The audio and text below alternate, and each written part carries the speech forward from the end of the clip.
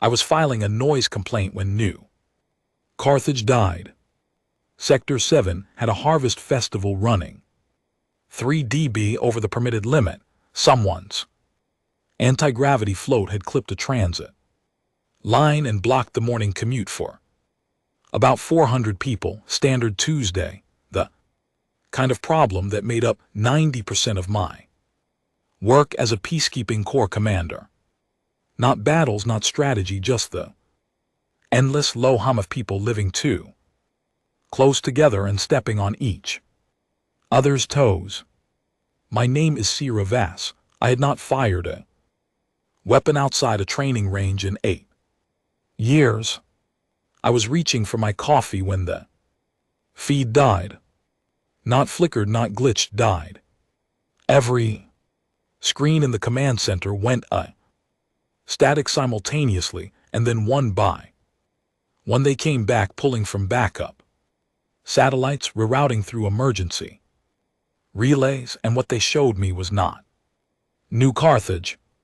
It was a crater, still glowing at the edges. 4 million people, 11 minutes, that was all it took. I sat in my chair, and I did not move for a very long time. The Verk had come out of dark space, without a single signal, without a declaration, without even the courtesy of an ultimatum. Their fleet had appeared directly above New Carthage, like a bad thought you cannot shake, and then they had done what they came to do. A thermal cascade strike, the kind that does not leave ruins, the kind that leaves glass. 11 minutes. I kept coming back to that number. 11. The festival in Sector 7 had been louder than regulation for longer than that. Someone behind me was making calls. Someone else was pulling up the accord. Emergency protocols. There was noise. The room, the kind of noise that happens when trained people do not know what to do and fill the silence with motion. Instead, I understood it. I was doing my own version of it. I pulled up the incident report form. I needed to do something with my hands. The form had 43 fields: location of incident, nature of complaint, estimated number of individuals affected. I got to that one and stopped. I looked at the field for a long time. It wanted a number, a clean fillable number. I typed 4 million and then deleted it because the form was clearly designed for noise complaints and zoning disputes, and it did not know what to do with 4 million any more than I did. I closed the form. The Verk's message came through 12 minutes after the strike. It was brief. It was translated by 3 different AI systems, and all 3 translations came back identical, which meant there was no ambiguity, no diplomatic wiggle room, no possibility of misunderstanding. Humanity was a mistake the Accord kept alive. We have begun the correction. That was it. No list of demands, no terms, no window for negotiation. Just a statement of intent delivered after the fact, the way you might explain to someone why you had rearranged their furniture, not asking, not apologizing, simply informing. The Accord convened an emergency session. Within the hour, I watched it on the secondary screen while the primary screen still showed me the glowing rim of what had been the most beautiful colony humanity had built in 200 years. The Kaith spoke first in their slow, layered harmonics that the translators always struggled with. The Solari followed, then the Ven. Each one condemned the strike. Each one used careful, measured language. Each one referenced the sacred framework of the 3,000-year peace. Strongly worded condemnation. That was the phrase, strongly worded condemnation. I looked at the crater on my screen. I looked at the phrase on my secondary screen. I thought about the Harvest Festival in Sector 7 and the noise complaint I had been filing and the anti-gravity float and the 400 people stuck in the commute and how all of them, every single one, was now a name on a list that nobody had started compiling yet because we were all still sitting in our chairs not moving. The briefing room emptied slowly. People went to make calls to find their families, to cry somewhere private, to pray. I stayed, I don't know why. Exactly, it felt wrong to leave. It felt like leaving would mean accepting that the screen was showing me something real, and as long as I stayed in the chair I could maintain the small, stupid fiction that I was still waiting for the image to resolve properly. The crater did not resolve, it just cooled very slightly at the edges. I pulled up the PAX Accord on my console. I had never read it in full. Nobody I knew had read it in full. It was 3,000 years old, and it was the founding document of galactic peace, and it was, in its way, the reason I existed, the reason the Peacekeeping Corps existed, the reason my job was noise complaints and zoning disputes instead of something that required the skills my great-grandfather had apparently had and that I had apparently inherited in some dormant, untested form. I read every page. It was, in many places, genuinely beautiful. It spoke about the right of every species to exist without fear. It spoke about the shared project of civilization. It spoke about the long arc of sapient life bending, inevitably, toward peace. It had been written by people who believed every word, and you could feel that belief in the sentences, the way you can feel warmth in old wood. It did not have a clause for this. It had protocols for disputes, protocols for resource conflicts, protocols for territorial misunderstandings.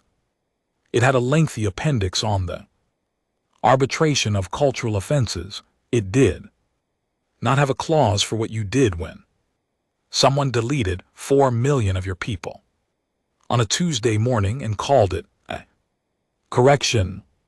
I finished reading it. I sat with it for a moment. Then I closed it.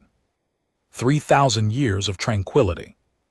I turned the phrase over. 3,000 years. My species had not fought a real war in 3,000 years. We had been so young when the accord was signed, barely passed. Agriculture, the elder species like to say the way adults say it about a child. They find charming. We had been the youngest, the smallest, the ones the accord existed in some ways to protect. The protected ones. I thought about that word, protected. I thought about what it implied about us. I thought about what the Verk had seen when they looked at humanity, what all of them saw, probably the Kaith and the Solari and the Ven with their careful harmonics and their strongly worded condemnation. I thought about what I had believed about myself this morning. Before the feed died, a peacekeeping officer, a noise complaint filer, woman who had not fired a weapon in 8 years. I looked at my hands. Then I stood up, turned off the secondary screen. I did not need to watch any more of the session, and I walked to the window. The city outside was quiet in the wrong way, the kind of quiet that happens when everyone has heard the same thing and nobody has figured out yet what to do with it. Lights on in every building. No movement. I thought about 11 minutes. I thought about 3,000 years. I thought those are not the same kind of number. One of them is an ending. The other one is a very, very long sleep. And somewhere in the architecture of my chest, in a place I had not known existed until approximately 40 minutes ago. Something shifted, not rage, not grief, though that was there too. Sitting heavy and patient, something older than both. Something that felt less like an emotion and more like a switch. I had spent my entire career managing peace. It occurred to me, standing at that window, that managing peace and being incapable of anything else were not the same thing. The Verk had made an assumption about us. It was a reasonable assumption. We had spent 3,000 years making it look true. I went back to my desk. I opened a new form, not the incident report, a different one, a request for emergency review of Earth's Martial Reclamation protocols, which had not been opened in so long that the system flagged the file as possibly corrupted from age. It was not corrupted, it was just old. I submitted the request, and then I sat back and I let myself feel, for exactly 1 minute, the full weight of what had happened to New Carthage. 4 million people, a harvest festival, float bumping a transit line. 60 seconds. I gave myself 60 seconds. Then I picked up my coffee, which had gone cold, and I drank it anyway, and I got to work. The archives were not supposed to be beautiful. They were a storage facility. Sublevel 4 of the Geneva Peace Monument, which was already the least interesting building and the most deliberately boring city humanity had ever designed. 3,000 years ago, when the accord was signed, someone had decided that the seat of galactic peace should project no aggression whatsoever. And they had achieved this so completely that the entire city felt like a waiting room.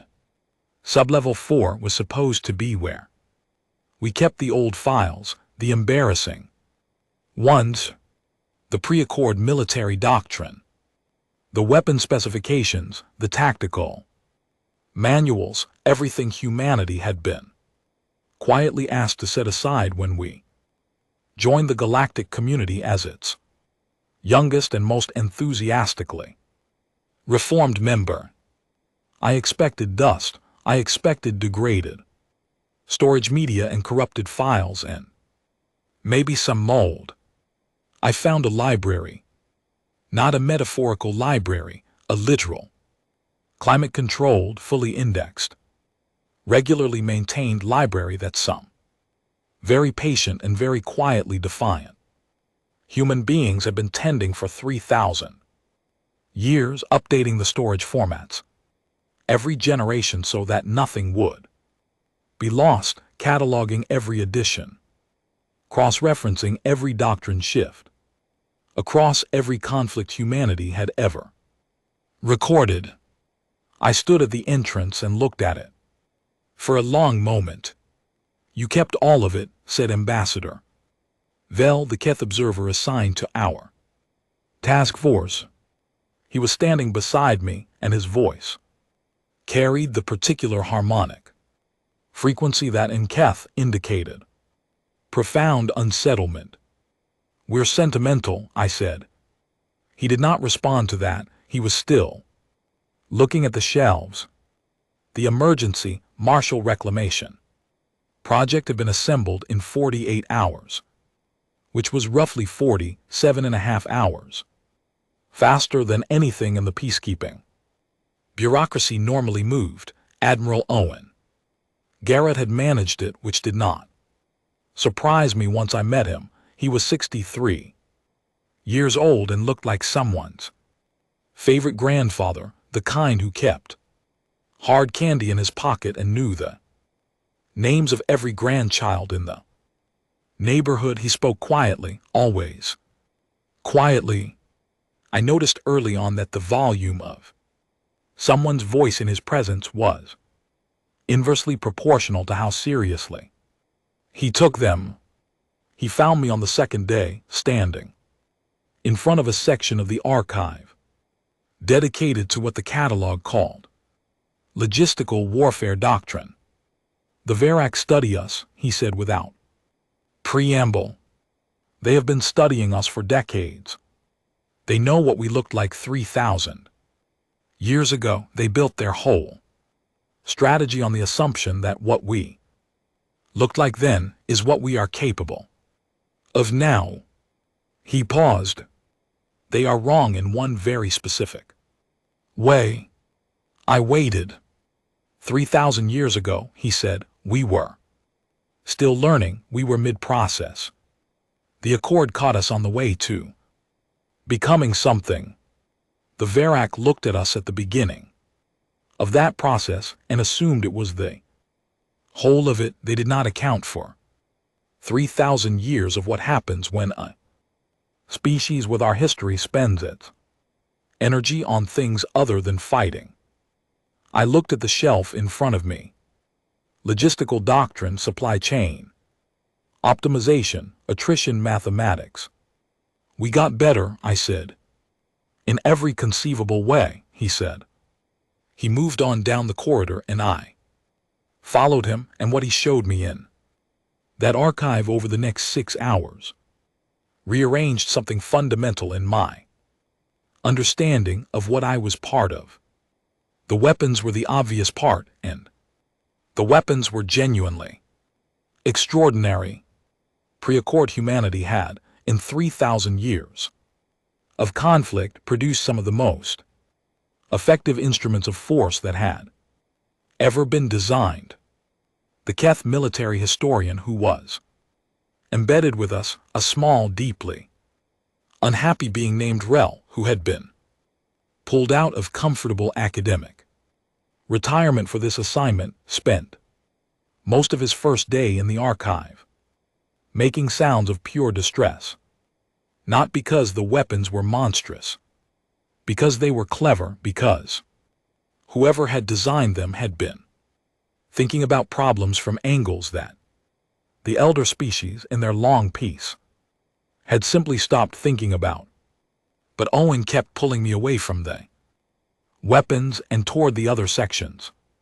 The logistics sections, the planning sections, the sections on what he called the unglamorous art, which was the art of knowing where your people were, what they had, how long it would last, and how to get them more of whatever they needed before they ran out. The art of winning the battle before the battle happened, in maintenance, schedules and supply lines, and the mathematics of keeping human beings alive and functional under conditions designed to make that impossible. The Varak have never fought a long war, Owen said. They dominate fast. That is the only kind of war they know. Their entire doctrine is built on it. Find the target, remove the target, move on. He paused. We have never been good at being removed. The fabrication unit started running triple shifts on the third day, not just weapons ships.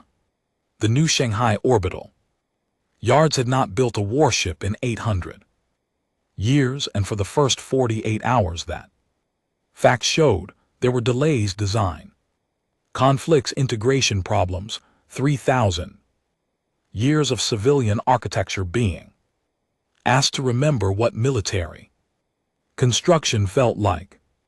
It remembered. By the end of the first week, the yards were running ahead of schedule. The engineering teams had stopped working in shifts because nobody wanted to leave. Someone posted the feed from the yards in the main corridor of the archive, and I would sometimes catch people standing in front of it just watching the frames go up. I caught Owen watching it one evening. "What are you thinking?" I asked. He was quiet for a moment. "My grandfather told me a story," he said. His grandfather had told it to him about the last time humanity built ships like these, about what it felt like to know that everything you were building was going toward the worst possible use, and about doing it anyway, because the alternative was not being there to regret it. He watched the frame go up. I think about whether they would understand why we're doing this again. Would they? He almost smiled. I think they would understand it better than we do. There was a moment I keep returning to. When I think about those first weeks, it happened on day 11 in the deep section of the archive, the oldest part where the storage media was so ancient that we had to use 3 different translation systems to read it. I found a training manual, handwritten, not digitized, the original physical pages preserved under glass. The handwriting was small and neat, and the language it was written in was an early form of English that I could mostly read.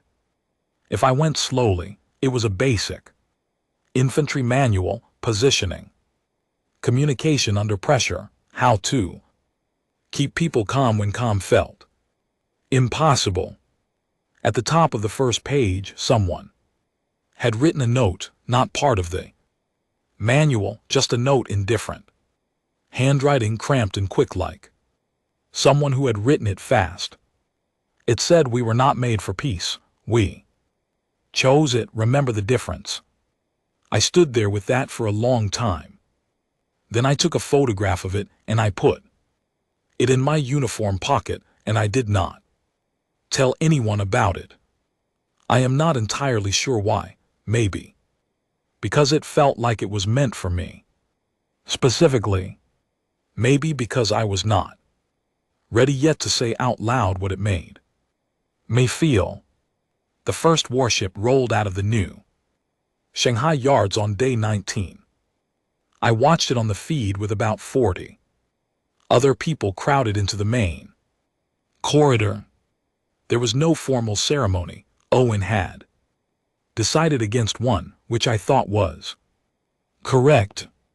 The ship was not beautiful. It was not elegant the way the Keth vessels were elegant or luminous the way Solari architecture always seemed to glow from within. It was dense and angular, and it sat in space like it had decided to be there and was prepared to argue with anyone who disagreed. The yard crews had painted the hull flat dark gray that absorbed light rather than reflecting it. Someone near me said quietly, in a voice that was not quite steady, that it looked angry. I thought that was exactly right. I did not know ships could look angry. I had grown up in a world where ships carried people and cargo and the occasional diplomatic envoy, and none of them needed to look like anything in particular. This one looked like a statement. Ambassador Vell was standing at the back of the corridor. I caught his eye. He held my gaze for a moment, and then he looked back at the feed, and he was quiet in the way that meant he was recalibrating something important. The Varric are watching too, Owen said, appearing at my elbow. Good, I said. The Varric High Command issued a statement that evening. It was longer than their first one. It used the word concerning 4 times. It referenced the accord twice, which I noted because their first statement had not referenced it at all. Concerned, they were concerned. I had been filing a noise complaint 11 days ago. Now I was standing in a 3,000-year-old military archive watching the first warship humanity had built in 8 centuries take its place in orbit, and the species that had burned 4 million people on a Tuesday morning was using the word concerning. I went back to my desk. I had a lot of work left to do. The one thing I kept coming back to late at night when the archive was quiet and only the maintenance lights were on, the thing I could not quite put down was the note at the top of that old manual. We were not made for peace. We chose it. Remember the difference. I thought about the festival in Sector 7. The noise complaint, 8 years. Without firing a weapon, 3,000 years of the whole species making the same choice. Generation after generation, every child born into a world where the hardest thing their parents would ever ask them to fight was a zoning dispute. Choosing it every time, not because we could not do otherwise, because we decided. And now we were deciding something else. I pulled out my photograph of the note. Read it again, put it back in my pocket. Somewhere above me, in the dark of orbit, the ship that looked angry was running its first diagnostic cycles. I thought it was probably passing them. The Solari ambassador found me in the corridor outside the main briefing room on the morning of what we were calling Day 31, though by then the numbering had started to feel arbitrary. She was small even for a Solari, and she had the careful, unhurried manner of someone who had been practicing diplomacy for longer than my species had existed in anything resembling its current form. Commander Voss, she said, a word. I had about 14 meetings to get to and approximately 4 hours of sleep behind me. Of course, Ambassador, the Accord Council is hoping humanity might pursue a measured and proportioned response to the events of New Carthage. She said it with perfect grace, the way you deliver a message you know will not land well but have been asked to deliver. Anyway, I looked at her, she looked at me. We're working on the proportional part, I said. She did not find that funny. I was not joking. The Battle of the Drill Corridor was not humanity's first engagement with the Verk since New Carthage. There had been 2 smaller contacts, probing actions on their side and defensive responses on ours, but it was the first time we chose the ground, the first time we moved toward them, rather than holding position and hoping they would stop. I was aboard the Unbroken. Owen had insisted I be there, which I had argued about and lost. You need to see it, he said in the tone that meant the discussion was finished, not on a feed. In the room. He was right, though I would not tell him that for another 3 weeks. The Verks had 17 vessels in the corridor. We brought 22. The numbers were deceptive. Verk ships were larger, better armored by traditional measures, built for the kind of fast, dominant strike that had ended New Carthage in 11 minutes. Their commanders were experienced, their doctrine was proven. Across 4 species-level conflicts over the past 2 centuries, what their doctrine did not have a name for was what happened when the enemy changed the plan in the middle of everything. Not adapted, not adjusted, changed. Fundamentally, structurally abandoned the original approach mid-engagement and rebuilt from available information in real time. It is a very human thing to do. It is so human that we had stopped noticing it. Was unusual. When something stops working, you stop doing it, you try something else. You try 6 something else's simultaneously, and you keep the one that works and you discard the others without grief. You do this fast because the situation is moving, and you do it without asking permission because the person who might give permission is also in the middle of changing something. The Verks had never fought an enemy that did this. Their communication systems were built for a different model, centralized command, sequential decision-making, the kind of elegant coordination that works beautifully when the enemy is behaving as expected. We were not behaving as expected. Their formation responded to our first move in exactly the way their doctrine prescribed. Then we made a second move, and their formation responded to the first move rather than the second one, because the response time between their command ship and their outer wing and GT snorts and GT was just long enough for us to already be somewhere else. Contact bearing 274, said Lieutenant Owen Fairchild from the tactical station, in the completely level voice he used for everything from a minor sensor glitch to the current situation, which was categorically not minor. Adjust, I said. He adjusted. That was the whole conversation. In the space of that exchange, 3 of our vessels had already moved, not because anyone had told them to move, not because a command had traveled from the unbroken to their captains and been processed and actioned, but because their captains had looked at the same situation I was looking at and reached the same conclusion independently and moved. I watched the Vert command ship trying to catch up to a battle that kept being somewhere it had not predicted. Ambassador Vell was on the observation deck during the engagement. He had asked very formally to be allowed to witness. Owen had agreed with the condition that he stay out of the way of anyone who needed to be somewhere, which Vell honored completely. He stood at the back of the observation deck and he did not make a sound.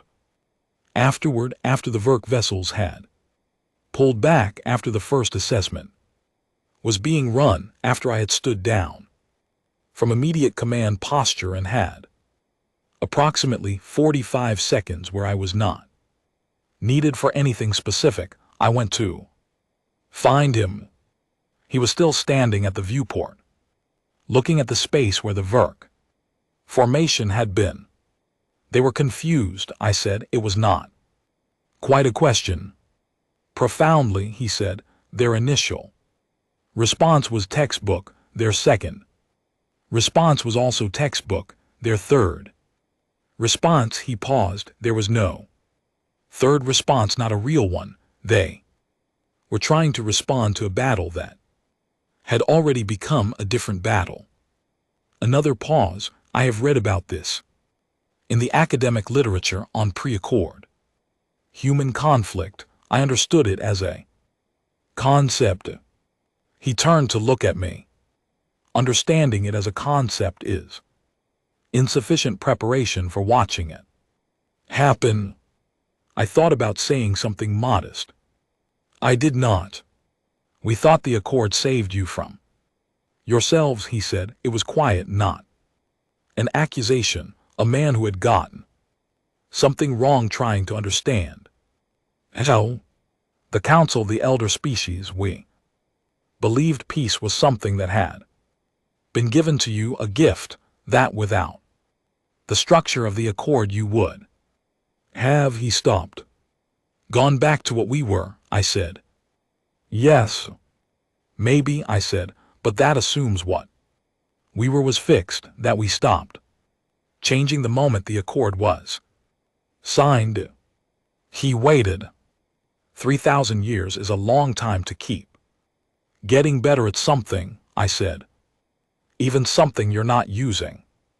He was quiet for a moment. We may have misread the situation entirely. I did not respond to that because the damage report was coming through and I needed to read it. 17 names. I read each one. I read their ranks, their assignments, their sectors of origin. I had started doing this after New Carthage, after the feeds came back, and the list started being compiled, and I had not stopped. It took longer every time. I was not going to stop. I finished the list. I set it aside. I went back to work. The Verks issued a statement that evening. It was their third, the first had called us a mistake, the second had called us concerning, this one used the phrase significant tactical uncertainty. I read it twice. Progress, I said to Owen, who was reviewing the same statement at the adjacent console. He looked at me. We've gone from mistake to concerning to significant tactical uncertainty, I said. At this rate, in another month they'll be calling us an unanticipated strategic variable. And after that, he said. I thought about it. We'll get to that, I said. What I did not say, what I was turning over privately in the quiet part of my mind that ran parallel to everything else, was something that had started bothering me around day 20 and had not stopped. I was good at this. Not adequate, not functioning good. The tactics came clean and fast. The decisions organized themselves without effort. And GT snorts. And GT, the anger which was real, which had been real since the moment the feed died. Above New Carthage was not noise, it was not interference, it was fuel, and it burned clean, and it did not make me worse at anything, it made me sharper. I slept fine. I read the names every night and I sat with them, and then I slept fine.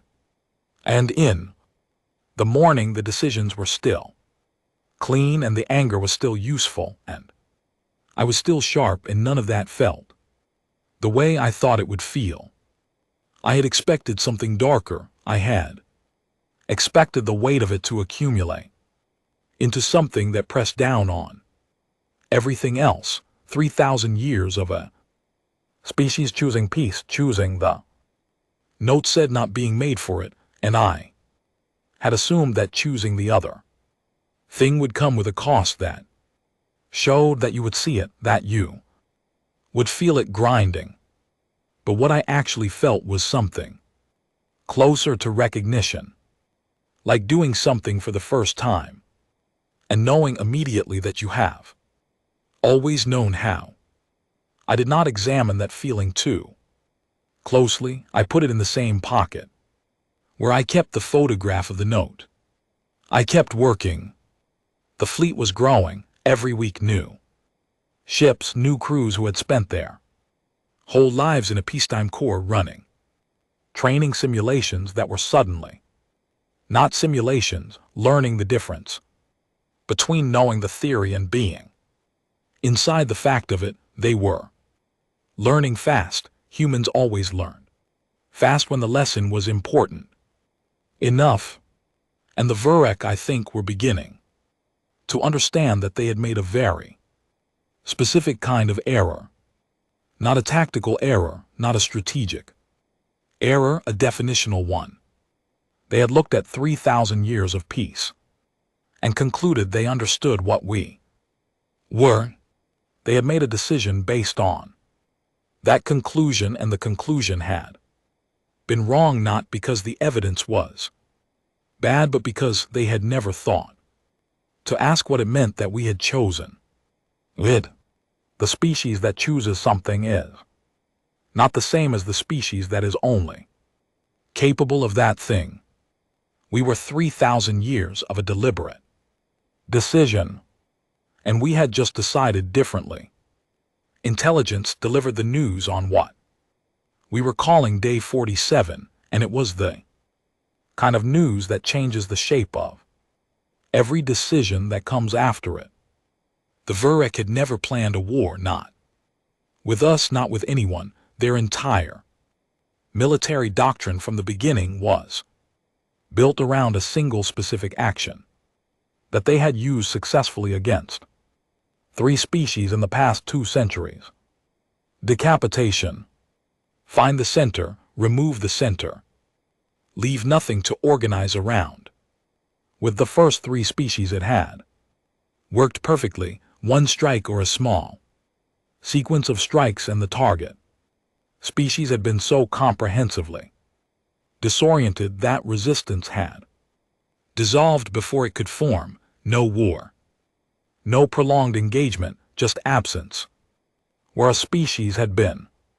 The Vurek had looked at humanity, at our young colonies scattered across a dozen systems, at our 3,000 years of enforced tranquility, and they had identified the pattern they recognized. Strike fast, strike the symbolic center. Let the shock do the rest of the work. New Carthage had been Phase 1. Earth was Phase 2. I sat with that for about 30 seconds. Owen sat across from me and watched me sit with it. He had already had his 30 seconds, I gathered, sometime before he called me in. Timeline, I said. Conservative estimate 90 days. They are repositioning, which suggests they have not decided we are contained enough to move on Earth yet. The drill corridor rattled something in their planning. They are taking longer than their doctrine typically allows. Because we rattled it. Yes. I thought about what that meant, 90 days. If we were lucky, if we continued doing what we were doing, buying time by being more difficult to predict than they had budgeted for. This changes what we're doing, I said. Yes, Owen said again. We can't keep responding, we have to be somewhere they're not expecting. Forward engagement, he said. Take the fight to their space before they bring it to ours. The Council will object. The Council has been objecting to everything we've done since day 3. Their objections have not so far prevented us from doing it. I looked at him. He was being dry, which for Owen meant he was also being serious. They have standing, though. Accord. The Accord, he said quietly, does not have a clause for this situation. We discussed this. They have the same Accord we do. I thought about the Solari ambassador in the corridor, the proportional response, the strongly worded condemnation of 11 days after 4 million people. I thought about Phase 2 Earth. I thought about 11 minutes. We need the full fleet, I said. Yes. We need to move within 60 days. Yes. And we need everyone to understand what we're committing to. This is not a defensive posture anymore. This is a choice, a different kind of choice. Owen was quiet for a moment. When he spoke, it was in the voice he used when something mattered more than usual, which meant it was so quiet I had to lean slightly forward to hear it. Every generation of our species for 3,000 years made the same choice. They looked at what we were and what we were capable of, and they said, not today. Not for this, we choose the other thing. He paused. We are being asked to make a different choice, and when we make it, we should make it clearly, not from panic, not from reaction, a decision. I thought about the note in my pocket. We were not made for peace, we chose it. Remember the difference. I want a full fleet assembly within 30 days, I said. I want every captain who can be there in person, not on a feed in the room. And the Council. I'll speak to the Council, I said. I'll speak to them before the assembly. What will you say? I stood up. I'll tell them we are making a decision. I'll tell them we understand what it costs. I'll tell them that Phase 2 exists and that the cost of not deciding is higher than the cost of deciding wrong. Owen nodded once slowly. And if they still object, Vel's voice came from the doorway. He had arrived quietly enough that neither of us had heard him. He was leaning against the frame with the look of a being who has been reconsidering something enormous for a very long time. Then they object, I said, and we do. it anyway. Vel absorbed that. You understand what you are becoming, what this will look like to the elder species, to the galactic community. What does it look like? I said. It was not a challenge. I genuinely wanted to know what he saw. He was quiet for a long moment. It looks like you were never what we thought you were, which means we will have to decide what we actually are in relation to you. That's fair, I said. We're doing the same thing. The fleet assembly happened on day 71 in the largest dock bay of the new Shanghai yards, which was the only space on Earth that could fit enough ships and enough people to constitute the whole of what we had built. I Snorts had specifically requested no formal ceremony, no rehearsed speeches, no protocol. I stood in front of 1,200 people, and I told them the truth. I told them what Phase 2 was. I told them the timeline. I told them what forward engagement meant and what it would cost, and that I could not promise them the cost would feel worth it, because some costs do not feel worth anything no matter what they purchase. And then I told them what the alternative was. I told them about the 3 species who had not been given time to decide. I told them that their names were in the archive if anyone wanted to look. I told them that the Vurex pattern worked because it had always worked, and the only variable that had ever changed in the pattern was us, and we had 60 days to remain a variable. Nobody spoke for a moment after I finished. Then Owen, standing at the back of the room, began to clap, not dramatically, just steadily, the way you applaud something that is right rather than something that is exciting. The room followed. I looked out at 1,200 faces. Some of them were scared, all of them were decided. The vote passed. I went back to my quarters afterward, and I sat on the edge of my bunk, and I took the photograph out of my pocket, and I read the note again. We were not made for peace, we chose it. Remember the difference. I remembered the difference.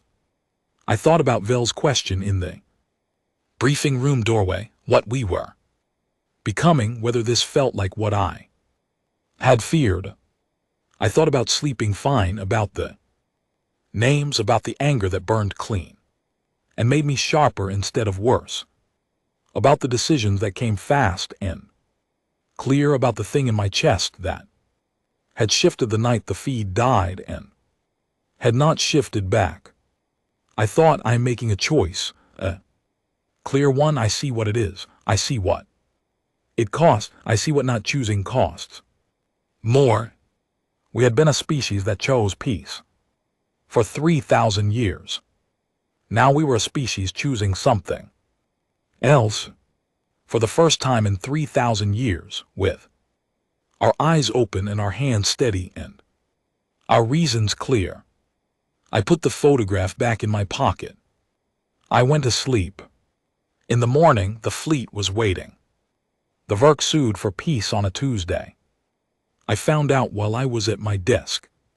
There was coffee. The report came through on a standard channel in a standard format, and for a moment my brain tried to file it the same way it would have filed a zoning dispute or a noise complaint, because the format was so ordinary and the content was so completely not.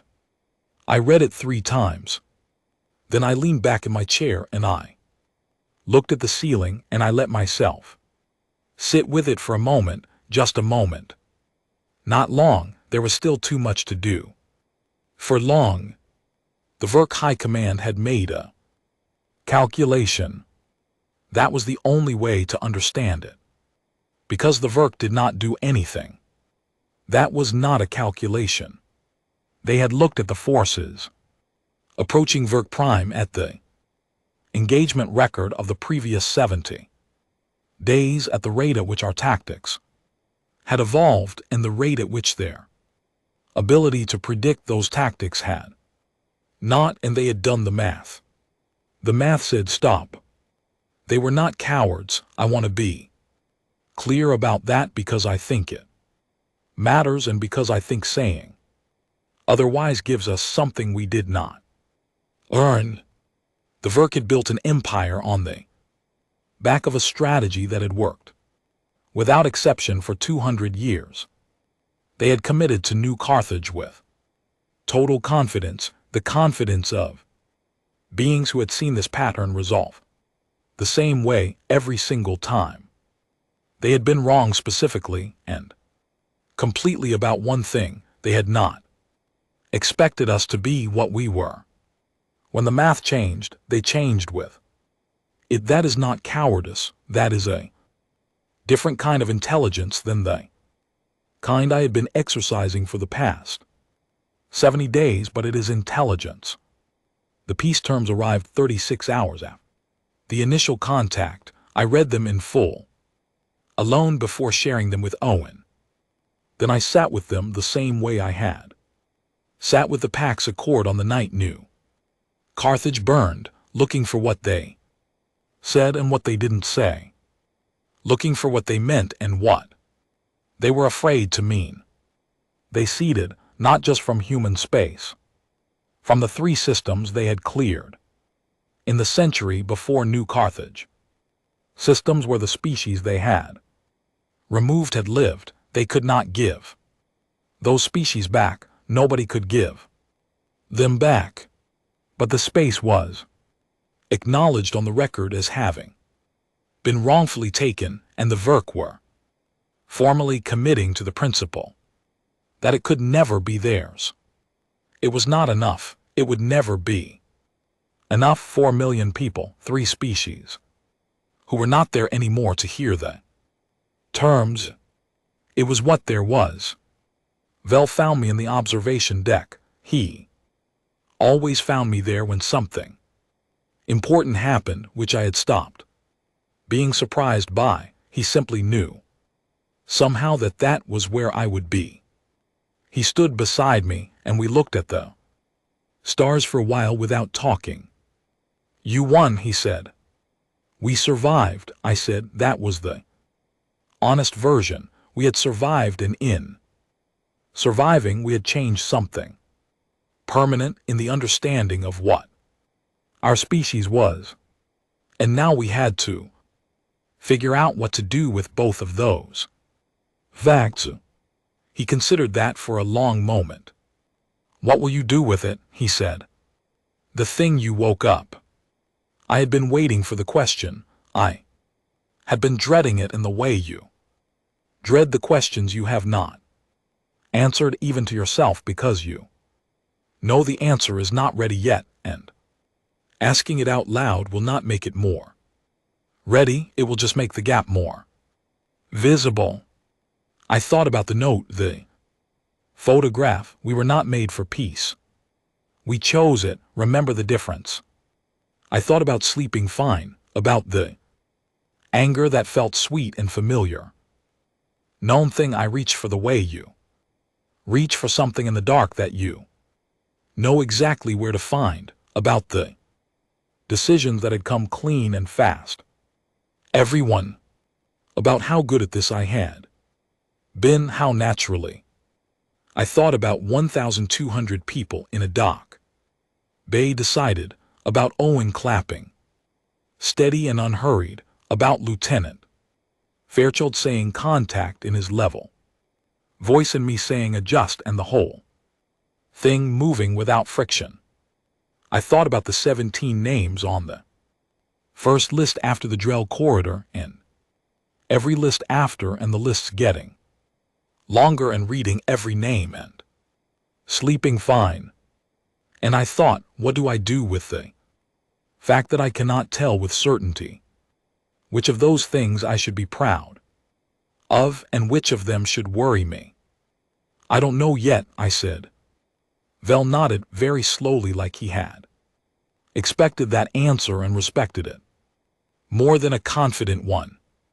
The elder species will want a new accord, he said, a revised framework. You are no longer the youngest member in the way you were. You are something different now, and everyone knows it, and the community will want that formalized. I know. They will be afraid, he said, in a way they were not afraid before. They will dress the fear in diplomatic language and institutional process, because that is what the elder species do with fear, but underneath it will be real. I know that too.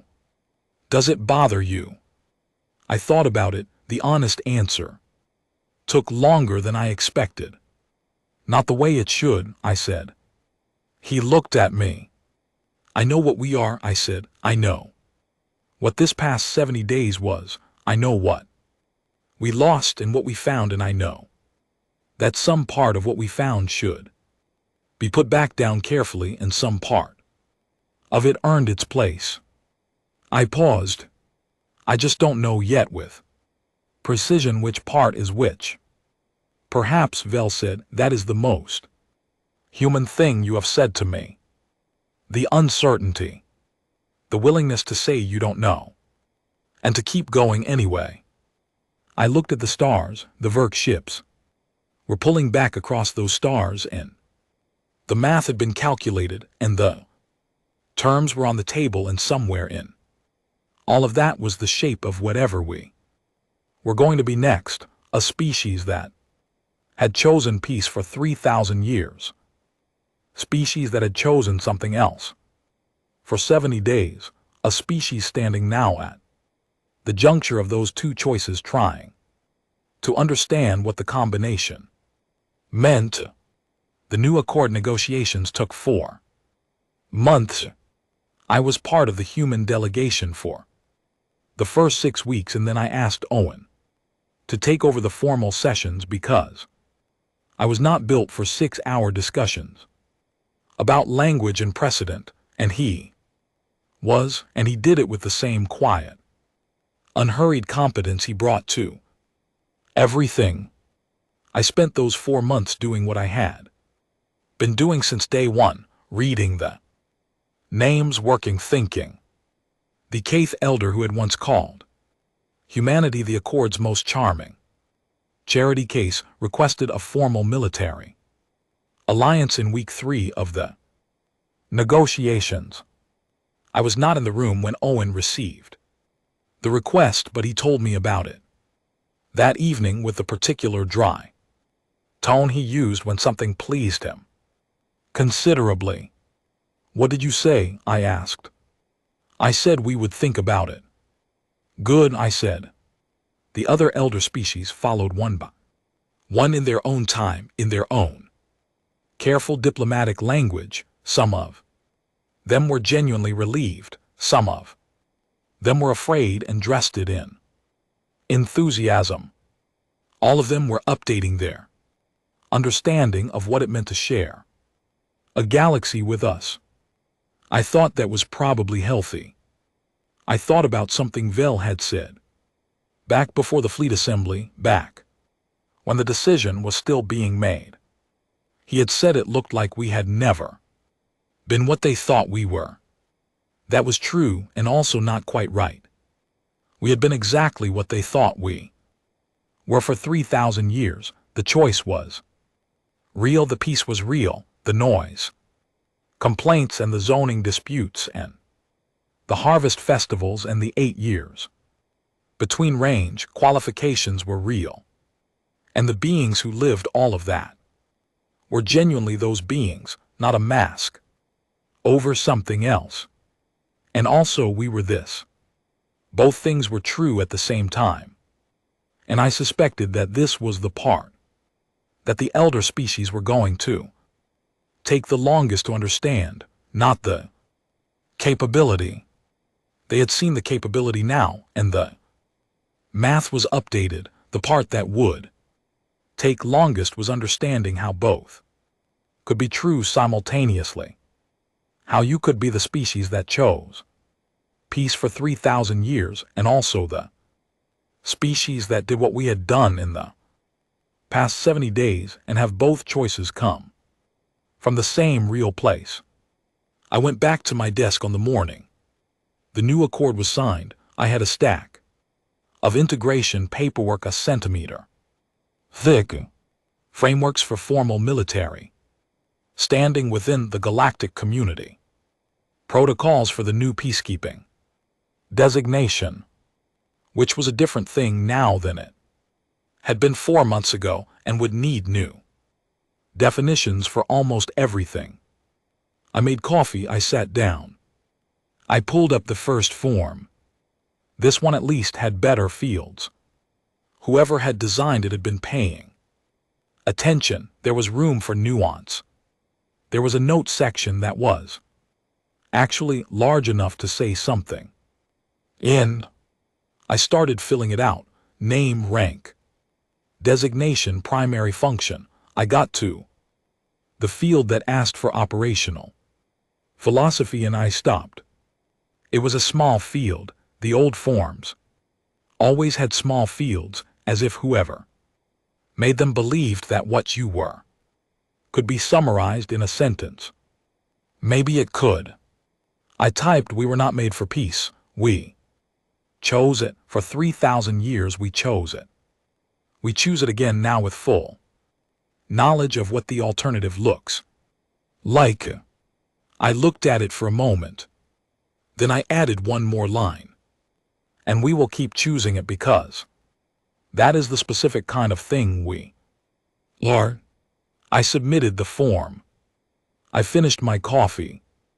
Outside in the slow turning of another ordinary morning, the city was waking up. The yards were still running. They would run for years yet because a species that had just remembered what it was capable of did not simply forget again, and there was something right about maintaining that understanding, that preparedness, even in peace. The new accord was signed, the terms were filed, the elder species were adjusting. Somewhere in the archive under Geneva, small, neat, handwritten note sat under glass, preserved for 3,000 more years if we were careful. I kept the photograph. I kept the names. I kept working. We had been the galaxy's charity case. For 3,000 years, the youngest species, the protected ones, the ones the accord had been designed in part to keep safe from themselves and from anyone who might see them as easy. We had not been easy. We had been patient. There is a difference. The Verk had learned it, the elder species were learning it. I had learned it about myself 70 days ago, sitting in a chair in front of a console that could not find the right field for what had happened. I knew it now. We had not been made for peace. We had chosen it, and we were choosing it again now, knowing everything with our eyes open, and the names in our pocket and the memory of what the other choice had felt like, still clear and close. You're welcome, I thought, to no one in particular, to the galaxy that had watched and the species that had doubted, and the 3,000 years of peaceful mornings that had given us everything we needed to do what we had done. You're welcome. It was Tuesday. I went back to work.